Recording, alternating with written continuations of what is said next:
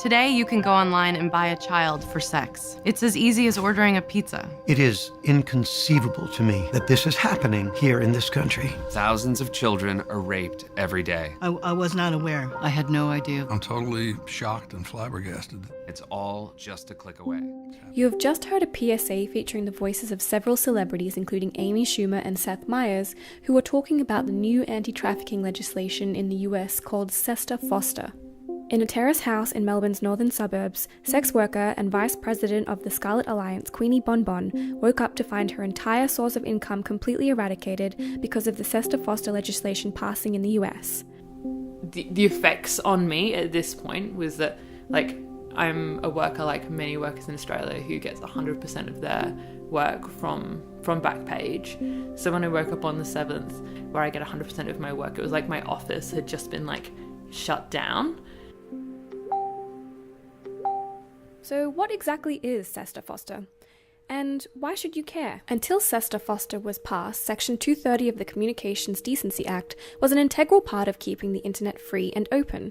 It served to give online businesses an exemption from being responsible for what their users posted. SESTA FOSTA has amended Section 230, so now websites are responsible if users are posting content on their platform soliciting prostitution, which includes consensual sex work. We speak to Gala Vanting, an independent sex worker who's been in the industry for 15 years, on how sex workers have been using online platforms as a method of harm reduction. What technology allows me to do as an independent worker is to screen my clients. So I've got 2 forms of contact details for them before I even think about giving them a booking or an address or anything like that.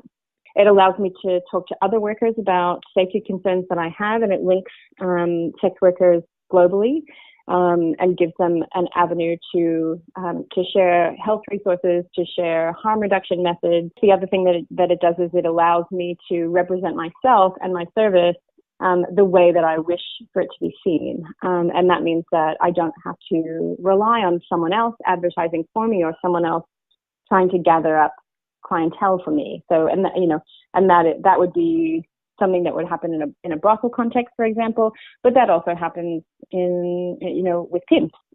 So I guess the idea that FOSTA or that, the sort of ideas that inform it are going to protect workers from exploitation is really misguided. And, we're seeing evidence of that. That rolled out instantly. As soon as Backpage went down, there were people kind of going, okay, how can I exploit this?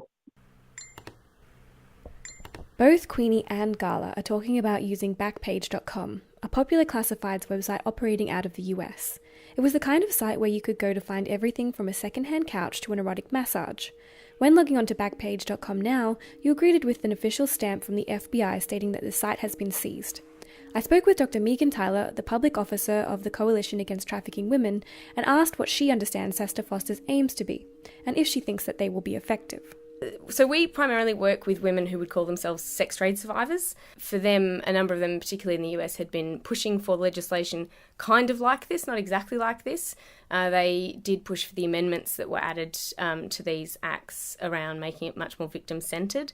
And for them, this was about making online companies liable civilly for sex trade survivors who had been trafficked through their websites, and also to be able to hold those organisations accountable for sex trafficking that was facilitated through their websites and also their larger organisations. This is also a push to stop online organisations profiting from the sex trade more generally, as well as trafficking, which is used in a more general term in the States to often include just any form of pimping.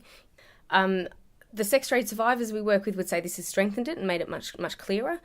For them, this is the added bonus of then being able to, if those kind of cases taken by the government against organisations like Backpage are successful, then it leaves them open to civil suits from sex trade survivors themselves, and that is probably what is of most interest to the women we work with. Is this something that, from your perspective, should have been handled in a different way, or do you think this is a positive step, I guess, is what I'm asking? Yeah. And again, a really worthy question, and I suppose this is, legislative measures in these areas are often always fraught if you're working from a feminist perspective, because all legislators aren't feminists, and so it's often not exactly the legislation you would like to see in a perfect world.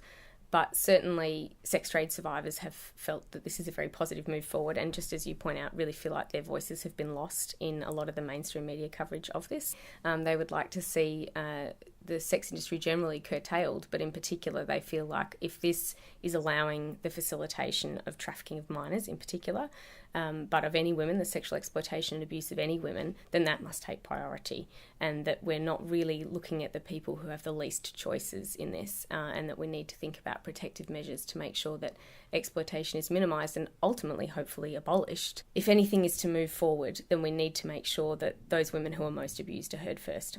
I think what's been interesting for me is that an American, because of globalization and the way the internet is borderless in many ways, this has had ramifications for Australian people that you're just like, whoa, hang on, what do you kind of, without guessing the future, do you have any idea of what sort of this might hold for Australians? Again, I think that's something that's worth considering and thinking about, but I do sense that some of the negative press around this, particularly for ramifications in places other than the United States, has perhaps been slightly overblown, because there is this sense that, Backpage was this primary hub for what is seen as, above board consensual sex work, separate from trafficking. Organisations I work with would say we must see these things not as the same, but as connected and as feeding one another. But there's certainly been outrage from sex workers who say this is a choice, this is what I want to be doing, and this inhibits my ability to do that. Backpage isn't the only way in which the sex trade functions online. And I think the idea that there have been only limited options is a little bit of a furphy. I think that there are still plenty of ways that the sex trade seems to operate online, and I don't think that this is going to threaten that overall significantly until maybe we see significant payouts to survivors who have been able to go these organisations in civil actions. That comment feels as though it constructs a sort of hysteric around, it's just a whole bunch of hysterical whores, whinging about how they lost their income. And that feels quite dismissive. But I guess, again, I would go back to that kind of situation where you had a job and then you went home one night and you came back the next day and it was not there anymore. So I know in the first week there was 10 workers who were missing, 2 who were murdered, and 1 who suicided. For people at home, how can we draw that correlation directly between that legislation? Is it just a coincidence? I'm assuming not, but could you detail for us how that would be the case? This is a platform that a very marginalised community relies upon, and taking that away is removing the final options people have to sustain. Online spaces are absolutely a form of harm reduction. Being able to screen clients, vet clients, to be able to have a trail of who they are, and also have online peer support. So both of these things are being removed with this legislation. Do you think that this will be effective against human trafficking? No. Nothing that I've read suggests in any way that this is useful. There are marginalised workers who they're going to be so deeply impacted by what's happening, and we're just really taking away the people's survival tools. There's no way you could read the evidence about sex work and support this. So either you don't care, or you have no interest in actually investigating the realities of our life.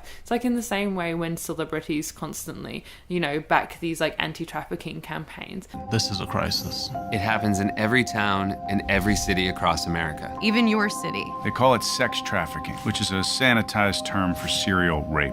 It is slavery, and this is really scary. It's barbaric. It's outrageous. It's horrifying. And the websites where they're advertised, they make millions and millions of dollars every year. It's all about the money. And they're allowed to advertise it online because of a stupid loophole, so it's legal.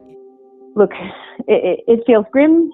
I'm definitely, personally trying to wait for the dust to settle. At the moment, everything feels very scarce. We all feel quite afraid, both for our safety and our income. And I think there's just a lot of uncertainty. I think it is like a time when generally workers are really trying to, like, in physical, come together a lot, because this other space has really been taken away from us. It's 2 weeks in, and I think we're just now being like, okay, this is, you know, like, these are platforms that we can maybe move to, but it actually is so early into this, there actually has not been a new way. No one can at this point be like, this is a safe way to work, because safe has been so far removed of like what we're experiencing now. It's really not just a sex work issue. It's an issue for anyone who expects to be able to have free speech on the internet. And it's especially tied to people who might be using the same, you know, sort of words in the text of the content that they create as sex workers do. So how many other sites are going to be shut down because they like relate to like the promotion of prostitution? Does this mean like Tinder, Grindr, OkCupid, which are all platforms that very easily could be under this thing? For me, obviously now this is about sex workers' rights, but there's a much bigger thing about like how we use the internet, how we are sexual beings in the like in the online world. In the light of that sort of, you know, what's going on, how do you view the future of sex work, and particularly in Australia? Like, are you hopeful that we can find a way that women who do choose to do it can sort of do it in a way that doesn't then always shut down the conversation for women who are trafficked and survivors? Like, how do you kind of view that future, or where would you like it to go? Oh, another fantastic question. Yes, sorry, that wasn't a sigh of annoyance, more that sort of, I suppose, look, there are two layers for me, as I think one of the things that, again, maybe we've lost from feminist activism from decades ago is a utopian vision for the future. And I think it's important that we don't give that up, that we don't just think the status quo, tinkering with the status quo is the best we can do. What is the kind of world we would like to rebuild for women without sexual exploitation? And that would mean we have to talk about restructuring of heterosexuality, restructuring of men's power, restructuring of capitalism, to make sure that we have a supportive welfare state so that women are not forced into positions that they don't want to be in. But also to ask, you know, what is it about the construction of heterosexuality for men that means that they would want to buy sexual access to a person who doesn't want to have sex with them? I do see a lot, like in feminist discourse, this sort of like constant battle between conflating sex work and trafficking, and then also, like you're saying, like on the other side, that you can't just deny an entire side of this thing that obviously is going on. What can people who identify as feminists or allies do to sort of close that gap between sex-positive feminists and anti-porn, anti-sex feminists? I think, like you said, listening is probably underrated as something that we should be doing as part of radical practice, actually.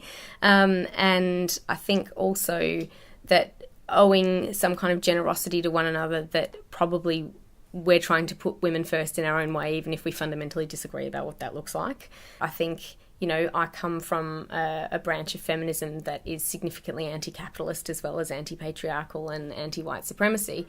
And I think that we need to be thinking about what that means in the modern context, and that we are critical of kind of a notion of free choice unbounded by these structural inequalities, essentially, in other areas, and that we can't be uncritical in this area as well. I'm wondering, does the coalition have like a, you know, if people want to help in some way, is there some like website or a particular method that people can help if they're interested in helping survivors?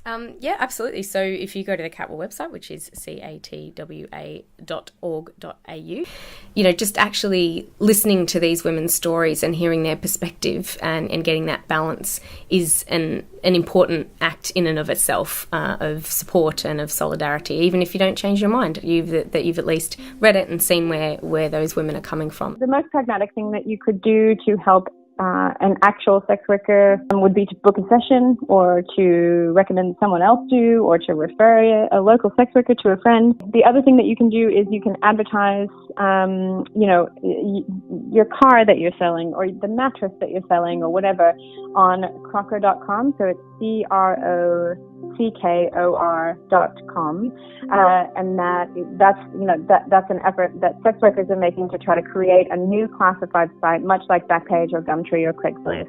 And the more traffic that site gets, and the more people that list on it, the better visible to Google it's going to be, and that's really going to help that community. And I guess the other thing to do is really to make it an issue. Talk about it, read about it. Make sure that you look for sex worker perspectives just as much as you look for general perspectives on the topic. Absolutely seek out victims of trafficking's voices on this topic, and try to be as well-rounded as you can in the way that you see and speak about it. This is not the first time that sex workers have been thrown under the bus for state-sanctioned moralizing, and it certainly won't be the last. A huge thank you to all of my guests for speaking with me on this topic. Josie Hess reporting.